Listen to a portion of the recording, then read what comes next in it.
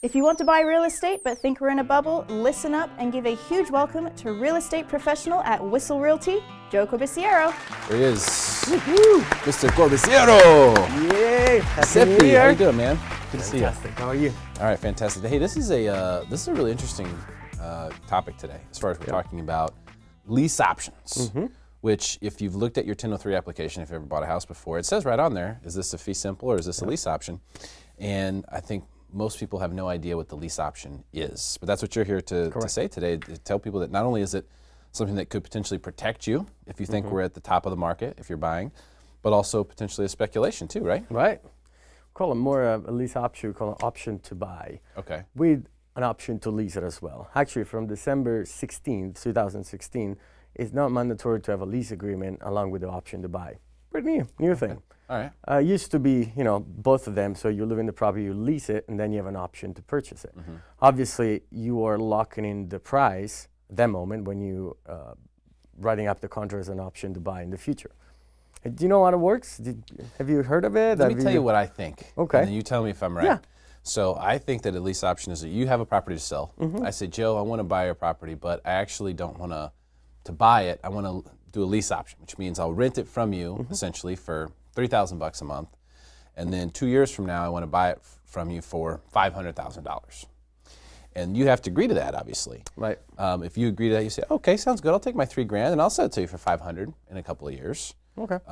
So we do it, and then it's a certain point in time, somewhere with I think about 6 months or so before that lease option is up, we have to start the process of purchasing. Something like that. Is that how it is? So the residential purchase agreement travels along with the option to buy. Okay, so you basically decide terms and conditions on the spot. So you can actually put it in escrow as well, and the escrow will last 2 years or a year, whatever you want. It's not mandatory, but you can have that. Okay, so the option to buy, you're basically purchasing the option. So buyer or future buyer will, that particular situation is actually the optionee, is actually purchasing the option. So there is a fee. The fee obviously is negotiable between seller and buyer. Okay, it could be $1,000, it could be $50,000. So it's something that you already can establish there between sellers and buyers. Okay, then there is the lease portion of it. Okay, on the lease portion, that is negotiable too, because there's different things that you can add to it. You can have the rent plus portion of the mortgage. Okay, or it could be just rent. Or so when you're paying that rent, a part of it could go towards the agreed purchase price. The principal, correct. In the future. Okay. Yes. All right. So again, it's negotiable. I've seen that happening, and actually I stipulated a couple of contracts. One for myself. I actually made a great investment with an option. You did a lease option? Yep. Okay. That was a great, one of the greatest deals actually. Really? Yeah. Well, what happened? It's interesting because my colleagues, I'm like, man, I never heard of it. I'm like, yeah, I know. But you can really be creative with it. So you can buy an option or actually exercise the option in the future, right? So what I stipulated at the time, because everything is negotiable, you can actually assign the option. Example, you are the seller, you want $500,000. You had the house on the market for 6 months. You couldn't sell it. Obviously, it's a little overpriced, okay? I make you an offer. I'll be like, Derek, how about this? We'll do a lease to buy option within 2 years. The rent will be $2,500, okay? I'll give you $2,000 that goes towards the rent, $500 towards the principal. I'll buy the option to purchase your house for $20,000, and I will exercise it within 2 years. In addition to that, my option to buy is transferable to a third party, okay? And you give me the okay, or the authorization, I should say, to make some improvements to the property. It's a win-win situation. I'm seeing it as an investment because I believe in the property. For you, you couldn't sell for $500,000.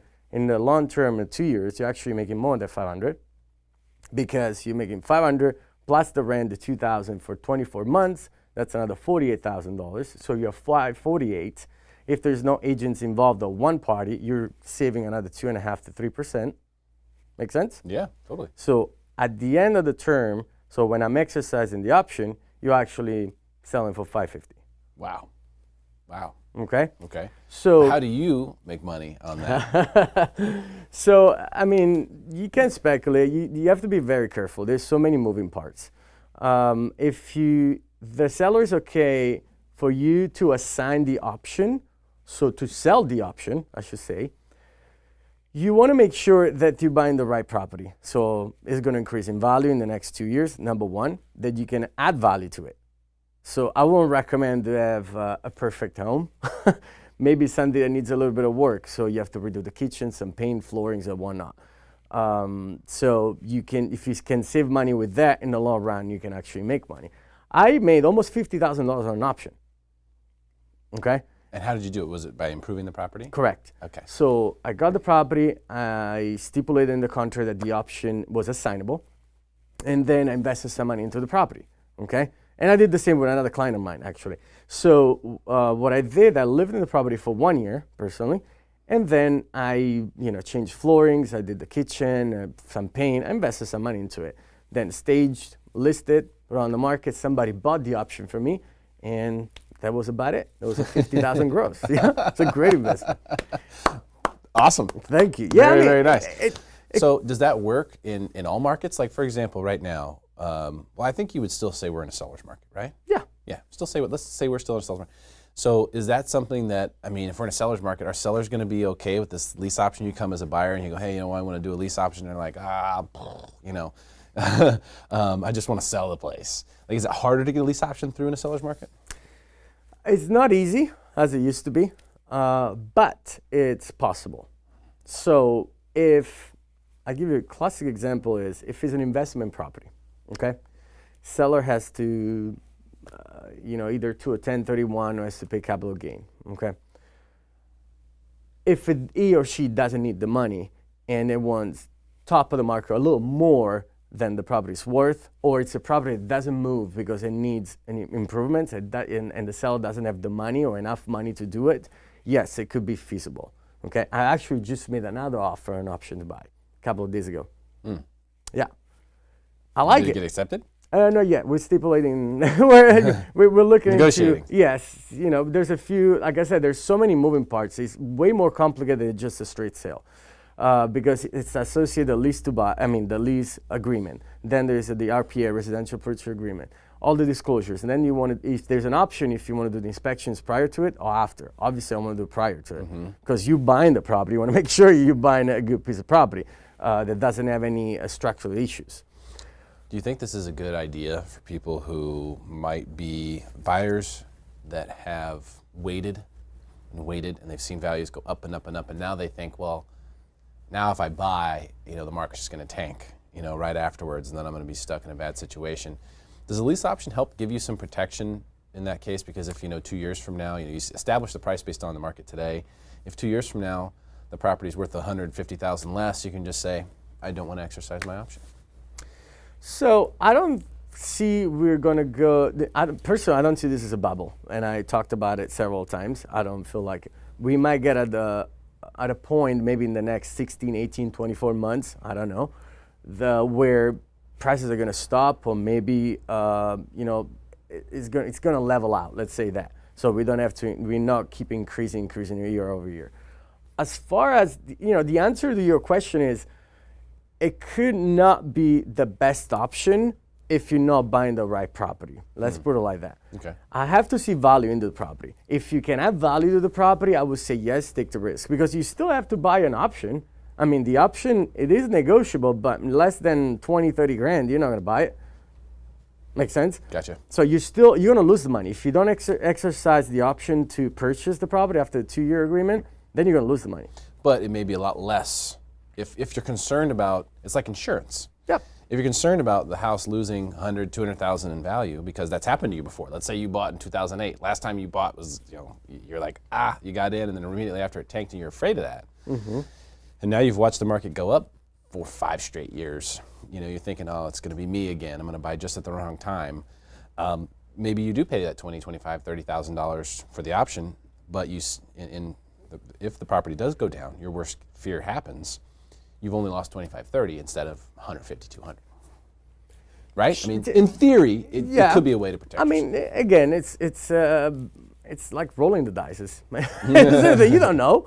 You know what's going to happen. And again, but I think it's very important to study the market, see what you purchase in the property, if you can add value to it, and you see. So I mean, the way I see it is, even if I'm very conservative to a 3% increase per year, okay, let's do 2 years, 6%. If I can add the value to the property, adding, I don't know, new floors, a new kitchen, remodeling the whole structure, it's going to bring another $20,000, $30,000 plus the 6%, may make sense, Okay. And what I like to do for my clients, and even when I purchase the options, is to have the rent plus a portion of the rent goes towards the principal, even if it's minimal. Okay, so that helps eat into it. Yeah, you're just putting money away. Though you got to be careful. There's a couple of companies in San Diego that's all they do. Okay, they actually purchase the property for you, and then you can exercise an option to buy with them. Interesting. Yeah. Well, they charge you an arm and a leg, but. No, really? Because keep in mind, I mean, most of the time, sellers, they're savvy with options. They actually want more than a rental market for the property. Mm-hmm. Yeah, which makes sense because you're asking them for something, they want to get something in return for that. Right. As part of the negotiation. Correct. Now, it could be just the case that you find the right place where they're planning on selling in a couple years anyway, and they would like to lock in the price of today. It could be a good win-win. Yeah. Especially if the market keeps going up. Mm-hmm. So I could see where there's a lot of benefit there. Real quick, before we end today's segment, Joe, what do you think about interest rates going up? Because that's another thing I'm hearing buyers talk about that may make this option contract a good idea for them if they're concerned that rising interest rates is going to cause lower home values. Mm-hmm. What do you think about that whole situation? So obviously they're increasing. The rates are going up. I talk a lot with my preferred lenders. We talk on a daily basis. And I'm always curious about how it's evolving, what's happening, what's going to happen in the next 6 months. They all tell me the same thing. Spring or summer, we're going to probably see in the fives. The rates be on the 5 in a conventional, on a fixed rate. As a matter of fact, there's new products coming up, or coming back, I should say. Mm-hmm. They're talking about bringing back an interest-only loan, which I don't know if it rings the bell. I can understand that. Right. I think the interest-only loan does make sense in some cases. Right, exactly. It's a lot for a lot of people who want to get a loan that is temporary, let's say, mm-hmm. Or based on circumstances. I think the interest only makes sense. Totally. So I don't consider that to be a subprime. No, I don't. Because you still have to fully qualify for it. Correct. I mean, they're way more careful than they used to be. I meyou they're looking at tax return. Though there's some unconventional loans again coming up, but they're still looking at your FICO score and your assets, and you have to be credit worthy. Yeah. They're not just going to give you a mortgage anymore. Right. Good thing. So. No question. But I've seen already the ARM, 5 and 7 ARM coming up. I don't think it's still a smart or wise idea to go on a 5 and 7 ARM yet. Okay. I think until we're going to see the fixed rate being a 6, 6.5, and then you have an ARM at 3, then it's like it's a half of the price. Yeah, when the ARMs are really close to the fixed rates, exactly. It doesn't make sense. Yeah, 3.2 to 4, it's like 0.8. Mm-hmm. Is it worth it? I don't think so. No, not with the caps. Really. Right. I mean, I think you do need a little bit. Exactly. So I think once we reach the 5.5, 6% mark, and the ARM maybe goes down a little bit, then it might be worth it. That'll make sense. Yeah, but okay. I mean, there's so many programs. It's interesting because I remember just after the foreclosures, easing to 2010, 2011, it was kind of hard to get a mortgage. Yeah, there's just a few programs available. Now I notice there's all kinds of stuff. Yep. It's nice. It's back. Well, when values go up, it makes it easier for lending to take place. When it's scarce and when markets are in decreasing circumstances according to the appraisals, it makes it really difficult for lenders to finance because they're operating on a thin margin, a thin percentage margin. It's a big dollar amount, right? Because you're talking about a small percentage of a big number, but it's still a thin margin percentage. So when that is in jeopardy, as we've seen, it can cause these financial institutions to lose billions of dollars in a heartbeat. It's true. So I do think it makes sense right now with rates where they are and with where things are at, that the market you could look at and say it's healthy. Rates going up is a good thing. I think if property values were to come in a little bit, that would also be a good thing. Yeah.